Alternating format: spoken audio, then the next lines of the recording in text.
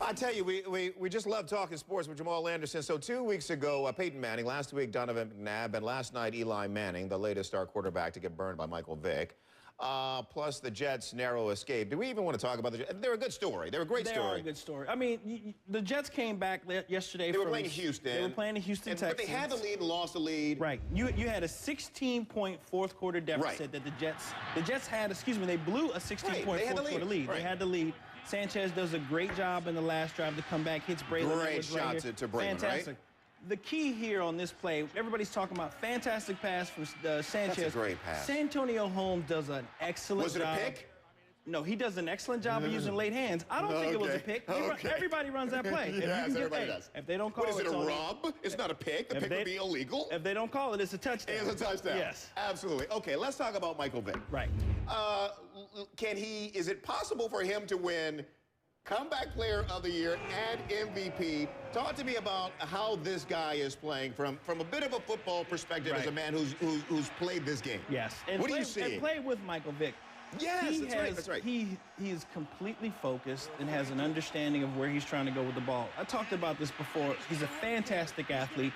At any given time, he will be one of the top 4 runners on the football field, regardless of the team that they're playing. Regardless of the team they're playing. Then he has a fantastic arm. Now he understands where he's going with the ball. He's surrounded by a level of continuity in the coaching staff that he's never had, Tony. 6 different coordinators in this, 4 different coordinators in 6 seasons in Atlanta. But he says he could have been better too. There's no he question could have about prepared it. better. He could have been better. He could have been better to the sport that was loving him. No question about it. We did not get the full version of Michael Vick. He had to go through what he had to go through. Obviously jail and everything else, and now look what he's doing. You see the scenario that's setting up here. It's unavoidable. We could have a situation where we have the NFC Championship game in Atlanta if the records stay the same and the Falcons stay a game ahead of Philadelphia. And there are a lot of games to play, obviously. There are. But can you imagine a scenario where the Eagles come to Atlanta to play the Falcons, the Eagles led by Vick, taking on his former team for a trip to the Super Bowl? Listen, Tony, it could easily be dirty birding all the way to Dallas. Seriously. Michael Vick and the Philadelphia Eagles are playing good. First place now in the division. We went to Philadelphia a couple weeks ago and saw Kevin Cobb. We want to be at home. The people, nobody's talking about the Falcons, but oh, by the way, guys, the Falcons are 8-2. First place, the best record in the NFC. You guys better wake up around the league. This is a team, and Matt Ryan's very comfortable at home. He is such a good-looking quarterback. We would prefer to keep home field advantage, the Atlanta Falcons, so people can cheer and we can play it in the dome. Talk about the dominance of Jimmy Johnson. Let's take a NASCAR turn here for a second. His 5th win in a row. 5th win. He is the king of NASCAR. This was the most difficult road for him because he went into the final race trailing in points. First time. Talk about the dominance of this guy. The Winston Cup, the championship has been around for 7 years. Jimmy Johnson has won 5.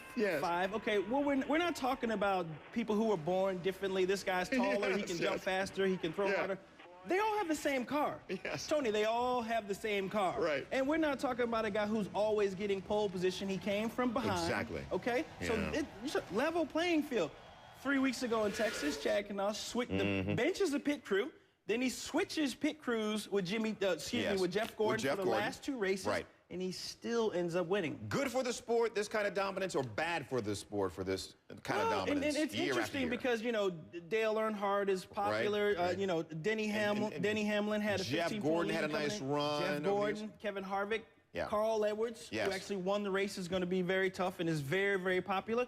It's interesting. You know how it is when you win too much. It's kind of like people are like, I don't know, I want to see some change, but his dominance is exceptional. All he does is win, win, win, as the song goes. Jamal Anderson, good to see you, baby. Always a pleasure. Have a good day. Still to come.